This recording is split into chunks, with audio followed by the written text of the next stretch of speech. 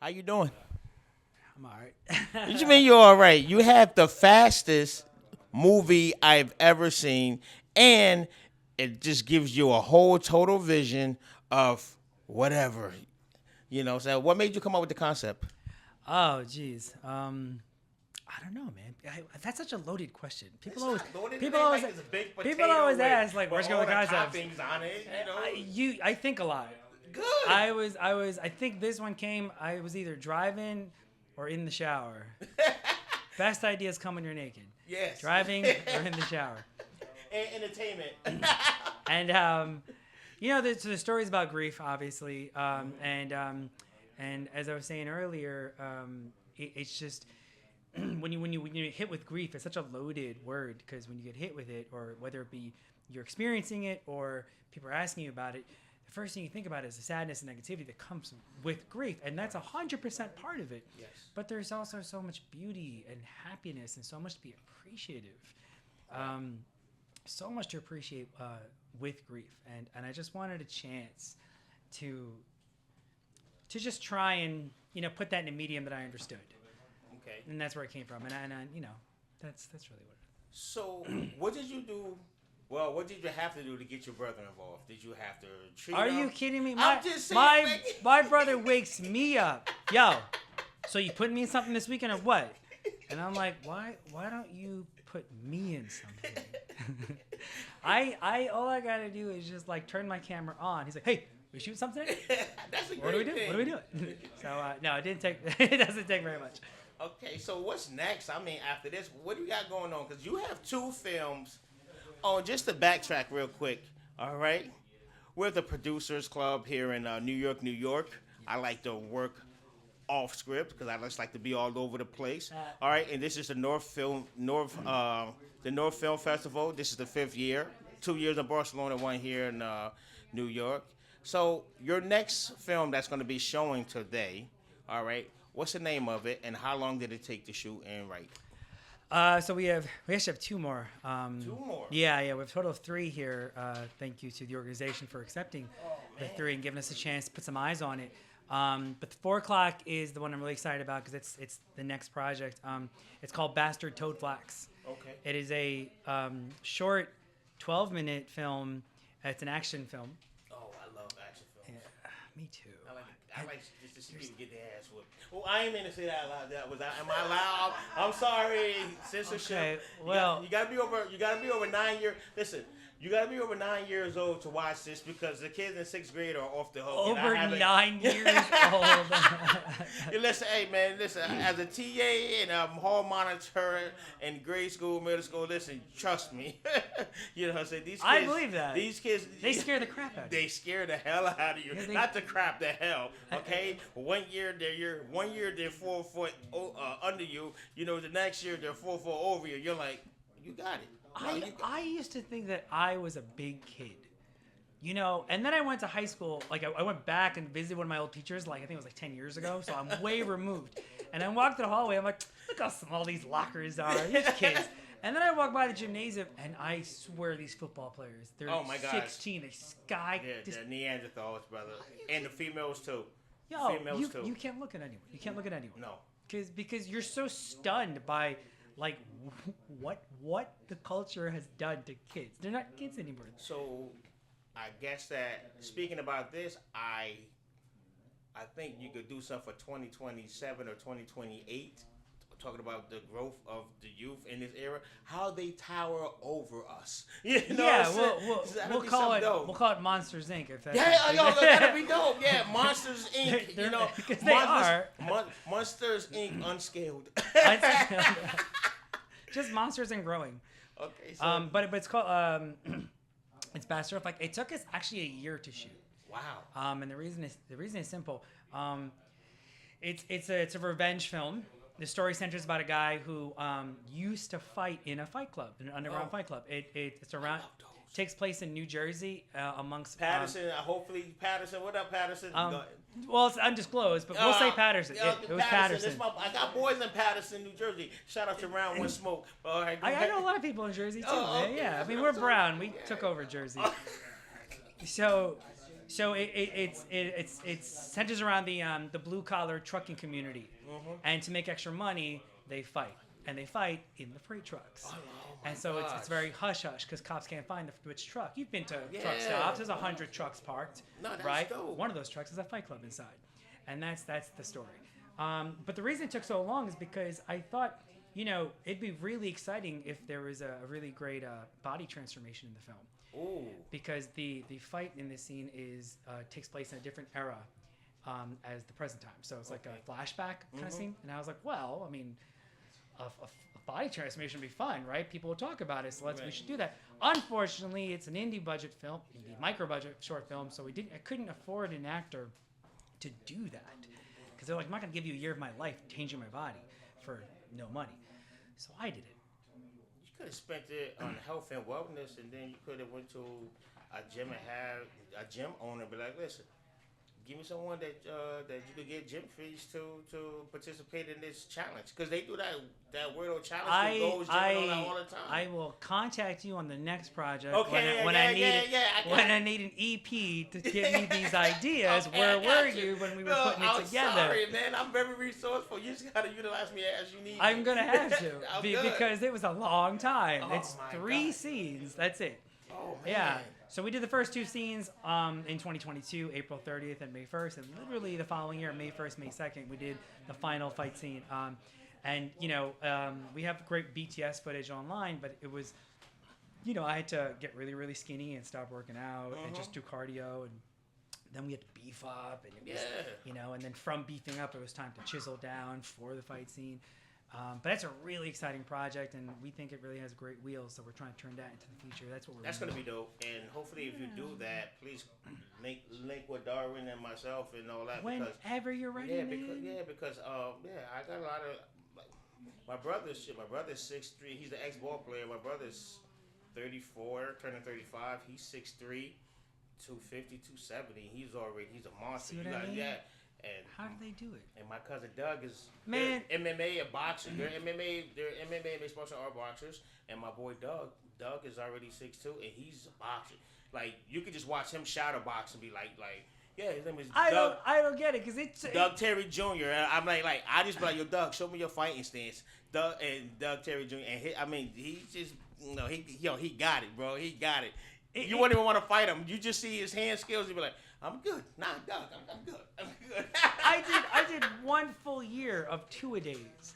And then after it was over, my body just starts to deflate. Oh, my goodness. And I'm like, gracious. what the hell was the point of that? Nah, it's good. And now I'm like, where'd that beach body go? It was so exciting when I had it. Yeah, listen.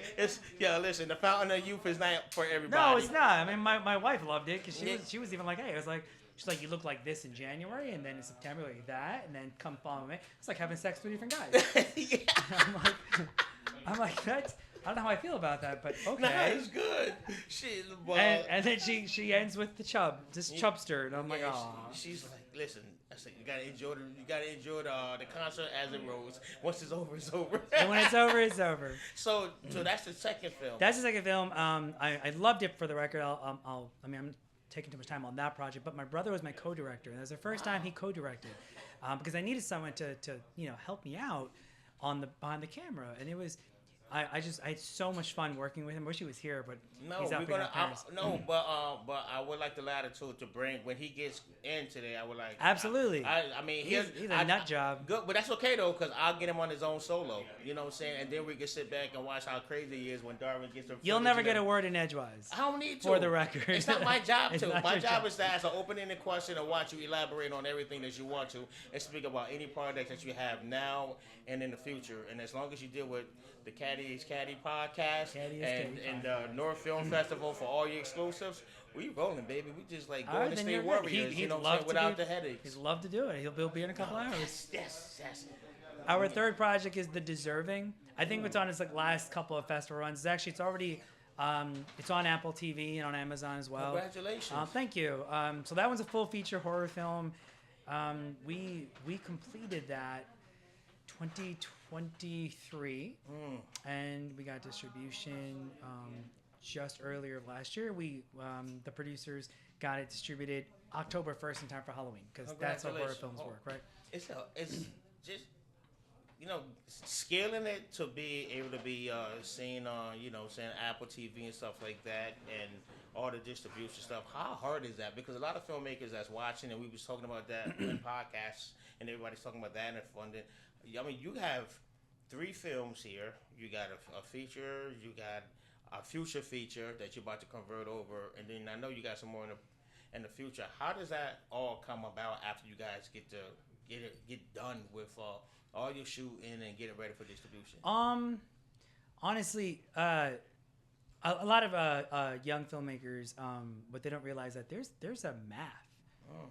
There's a math involved to the business, and don't get me wrong. Like, when I came out of film school, I was bright-eyed and bushy-tailed, and all I could think about was the story, and I was like, the story will sell itself, and that's not true, because there really is a math. And for example, like some basic rules, if you just learn them and implement them going into production, the most basic stuff, things that I learned along the way. For example, like the most obvious being horror films are very easily picked up. You don't need star-studded talent. You just need a talented filmmaker. Okay. And horror enthusiasts are loyal to that genre. Okay. That's one. Second thing would be like, for example, if it's a short film but you want it to be distributed, 46 minutes. Wow. If it's not 46 minutes, then you're gonna have a tough time getting distributed. 20-minute minimum of if you're able to get a star actor in your film. Don't just put them in for 5 or 10 minutes, 1 or 2 days shooting to save budget. Put them in there for 20 minutes. Okay. If they're not in your film for 20 minutes, you're gonna have a very tough time getting worldwide distribution. You've just narrowed your options to one national release. So little things like that will actually really, really, really help you get distribution. Okay. Which at the end of the day is the end goal, right? That's if no one sees your film, it could be the best thing in the world. Who cares? That's correct. If you're the smartest man in the world, but no one ever talks to you or sees your work, your education is wasted. Your talent is wasted as an artist if you don't get it out there. Just follow the math, research the math, and you'll be surprised. What film school did you go to? I went to the New School in New York City. And what got you inspired into making film, writing, directing, etc.?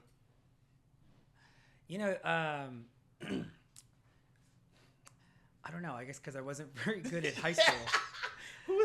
It's hard to get focused in high school. I think when I was in high, dude, my parents gonna hate me when they see this, but I graduated with a 73 GPA in high school and 94 cuts senior year.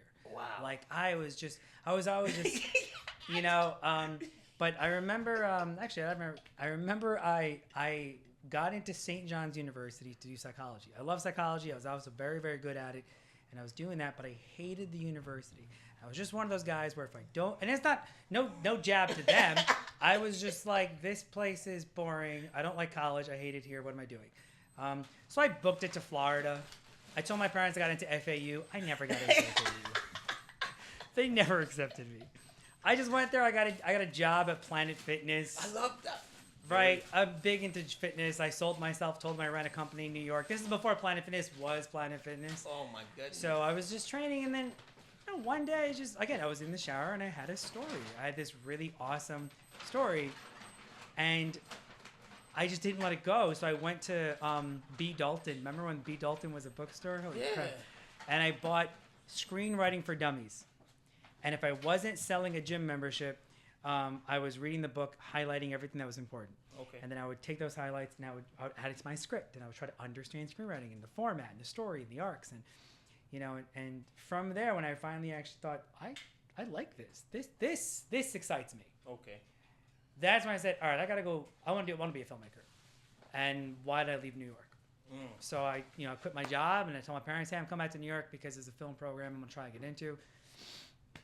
And then that was it. I did the New School, and wow. That's it. That's where I am. So if you could pick anywhere without a budget, to shoot a blockbuster, where would it be, and what actors would you love to see in it if you didn't have a budget? If I didn't have a... If you didn't have a budget. Meaning I have $0? No, meaning... or money isn't a... Money it's whatever I want. It's whatever I want. Whatever the hell you want. What the hell is your fantasy? Because where you want to shoot, who you want to deal with, what location, sites. female, you know what I'm saying, male actors, collabo. Maybe you might want to say, okay, I'm going to put myself in this film and work with this person, that person. There's no budget. It's a blank check. You can just do your own thing with it. Blockbuster. Jeez, man, I don't know. It's such listen. Well, we got to get there. Such a palette out there. Well, man, listen. Well, you have to. Well, listen, but throw it out there. I mean, you got to have at least 3-4 actors or actors that you want to All right, deal with. so this is like one of those questions where it's like, what's your favorite movie? And I was like, I'll tell you my favorite movie right now. It changes every day. You never know. This won't change. This will be a locked thing. You can't do that. No. If you're gonna put it on my tombstone, I'll get cremated. Okay. I was rewatching Whiplash the other day. Okay. And both it was Miles and J.K. If I could put a project together for two of them, and just pull away from that genre, but have their chemistry was so beautiful, and I love Miles. I think his work is great, and J.K. Oh my god. So between the two of them, if I could put and God, I hate that I'm not gonna remember her name because. I find that so disrespectful, but The Sixth Sense, Hereditary, that very, very, very talented woman who was in both those films. If I could put